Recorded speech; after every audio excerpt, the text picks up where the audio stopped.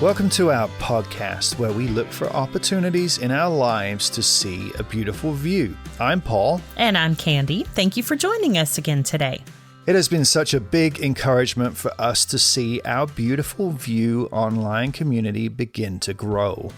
So it's with a heartfelt thank you that we give a shout out to our newest patrons, Alicia and Shannon. When you join our Patreon channel, just like Shannon and Alicia did this week, we will send you a beautiful View sticker. They turned out so cool. Yes, they did. We'll give you a shout out on the show. And every Monday morning, you will receive our newsletter with encouragement for your week and some insider information. Memberships are only $5 a month. You can find the link in our show notes. Also, take a look at our podcast page on whatever podcast app you are using, and just make sure that you are following the podcast. If you're listening to our podcast on Apple, then follow the show by tapping on the three dots to the top right of our podcast, then tap follow. On Spotify, just tap on the follow button. The apps will now let you know when new episodes are released.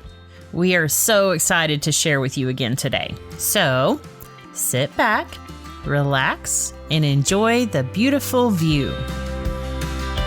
We could climb a mighty mountain, float on down a winding river, travel back in time and face our future too. Oh, I'm not scared of where I'm going, 'cause I know whose hands I'm holding. Oh, I'd go anywhere as long as you're going to.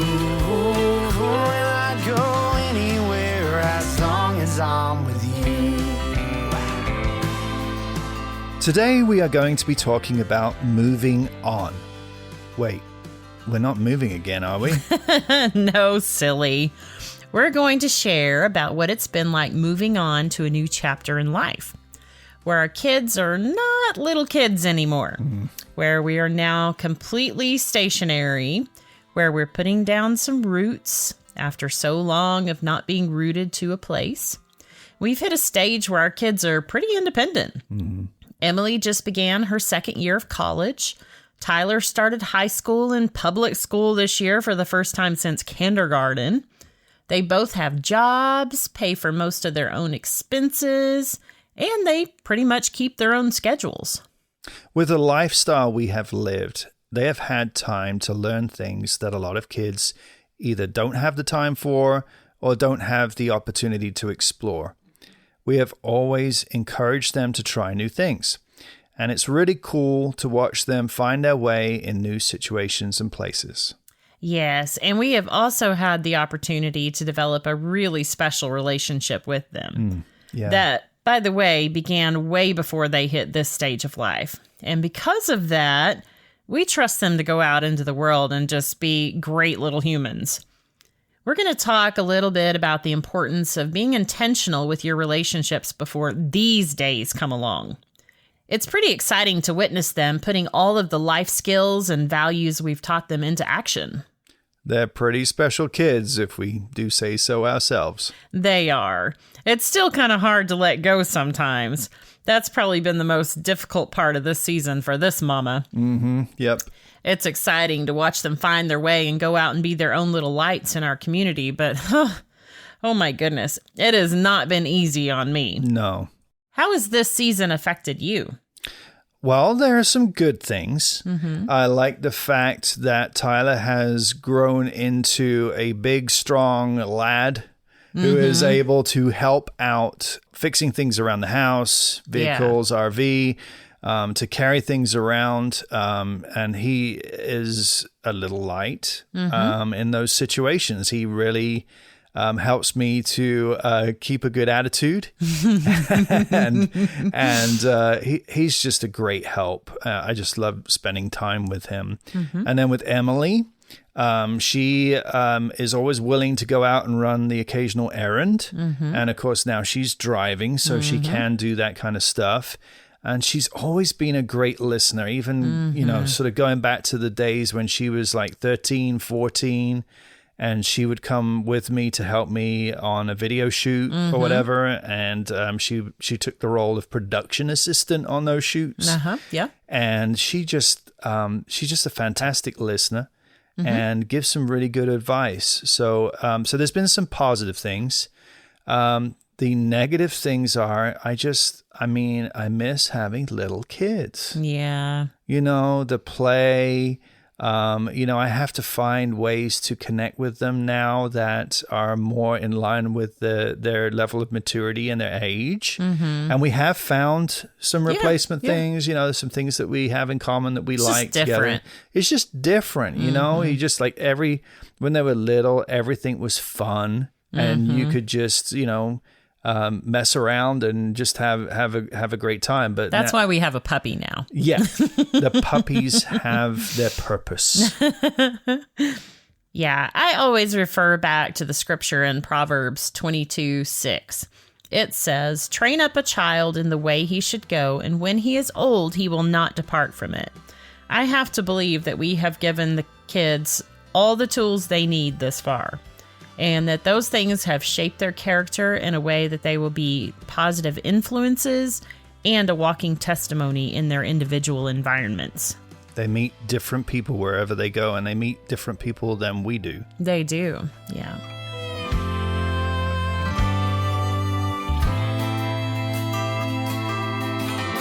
This past year and a half or so has been a huge transition for us, hasn't it? Yes. Going from living in our RV, moving on, if you will, whenever we wanted to moving back into bricks and sticks life has been hard to get used to. And honestly, there are times right now where I could just hook up the RV and disappear for a couple of months. Oh, yeah. I still feel that urge every once in a while, but it's just not the stage of life that we're in right now. Right. I think we have struggled with it way more than the kids have, don't you? Yeah, that's for sure. Yeah, they are loving everything about this transition. They're All loving the the stationary life, having their own rooms, being able to have jobs and local friends and be involved in the community. Yeah, a lot of this is their idea. It is. They're bright ideas. Thanks, kids. Emily loves her college life and all that goes along with that. Tyler is pumped about everything about attending public school this year. All the things. He even started getting up early and going to early workouts with a couple of his buddies during the summer. And that ended up leading to joining them for football practice, which led to, "Mom, I think I want to play football." He's since decided that he's not going to play football this year, but he wants to focus on his academics and stuff. But props to him for trying something new. He has never played football and really didn't know much about the game. So no. But a big thank you to the coaches for letting for giving him the opportunity. Yeah. So, but they're both finding their places here, and they just love it. We love it here too, a lot. But we tend to get itchy feet more frequently. Yeah, that's definitely true. I will say that when Emily left for college last fall, I had a really hard time. Yes, you did. I actually grieved. It was a big enough change for my mama heart to go from having my little family so close all the time to moving into the house, which feels so big and spread out by comparison. I just crashed when she moved out. I am so happy to have her living back at home this semester. I don't know how long it'll last, but for now, I am thankful. When the kids are home, they're typically upstairs in their rooms. Otherwise, they're at work, with friends, or at school. It's just very different. And sometimes it just feels like we're empty nesters. I'm not ready for that. I love you, but I'm not ready to be empty nesters. Well, thank you, I think. On the road, there would be times where the kids were doing their own thing with friends or whatever, but for a good portion of the time, we were together. Yeah. The kids were doing their schoolwork.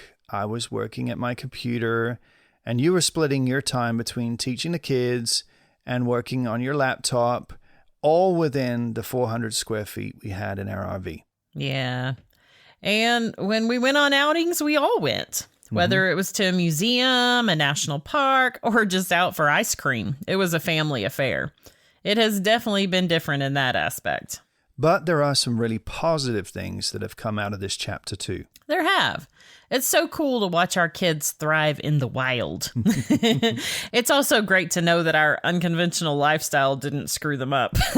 At least we don't think so. I don't think so. In fact, I think that the childhood that we gave them actually benefited them in a lot of ways. Mm-hmm. It has been interesting to witness them discovering what we call the bricks and sticks lifestyle. Things that we wouldn't have even thought twice about, and they're just clueless. Mm-hmm. For example, changing a light bulb. How many RV kids does it take to change a light bulb? Well, in the RV, we had LED lights, and they just simply didn't go out. Yeah, so they've never had to change a light bulb. Yeah, no, they haven't.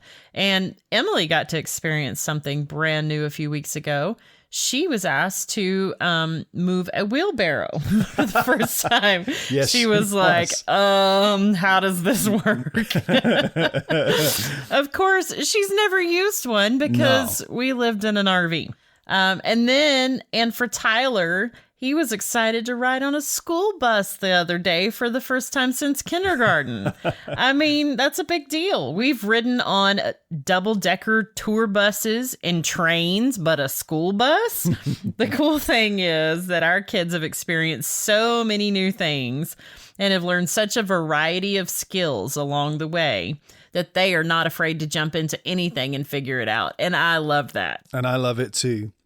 One of the things you have said to our kids from the very beginning of our homeschool journey is, if you can learn to learn, you can learn anything. Yes. And they truly have taken that to heart. They have. That doesn't mean that they haven't faced challenges as they've stepped out into their own endeavors. Now, it doesn't mean that there isn't an adjustment period for Tyler as he goes back into a classroom setting. Mm-hmm. He's used to cranking out his school days in about 3 hours. Public school doesn't quite work that way. No, it doesn't. But our kids have learned to adapt to so many different situations and locations.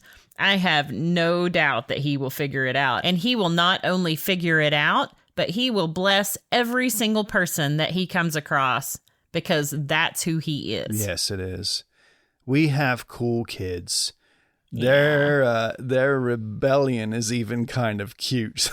Yeah. Emily rebelled by taking a spring break trip with her friends and getting her nose pierced last spring. Yeah, she was supposed to wait for me. We were going to do that together. I guess that wasn't really that rebellious. And Tyler, his act of rebellion is going to public school this year. He thinks he needs some more friend time or something. That rebellious child. We even tried to bribe him with spending the winter at South Padre Island again this year. Yeah, that didn't work. His RV friends are going to really miss him being online every day. I'm sure he'll still find time for them because that's just who he is. That's true. You may have noticed that we're not the kind of parents that can't wait for school to start. If that's you, we're not getting at you either. No, we just truly delight in spending time with our kids. For me, this began when we moved into the RV. I had given so much of my time to working that I missed out on the early years. I think we've more than made up for that in the years we were traveling in the RV. We did.